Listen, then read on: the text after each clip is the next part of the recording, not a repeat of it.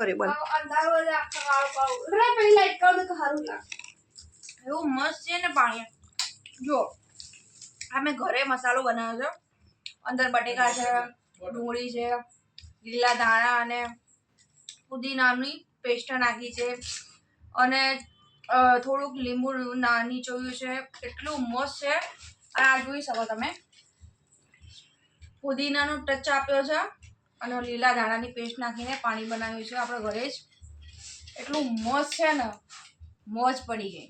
બીજું શું બનાવ્યું? પકોડી. બસ આ જ પકોડી રગડો પેકેટ બતાવ. આપણે તૈયાર લાવી દીધું છે. હા, મસાલો ને પાણી આપણે ઘરે બનાવ્યું છે. એક નંબર બન્યું છે. તમારે ખાવું હોય તો ફટફટ આવી જાઓ. કોમેન્ટ કર કે કોમેન્ટ કરજો જેને બી ખાવું હોય ને એના પકોડી ખાવા માટે. ચાલુ જ છો વિડીયો. કેવી લાગી પકોડી? બહુ જ મસ્ત છે. સરસ. રોજ પ્રોગ્રામ બનાવો કે કોક દિવસ? ના હો, કોક જ વાર. સરસ સરસ.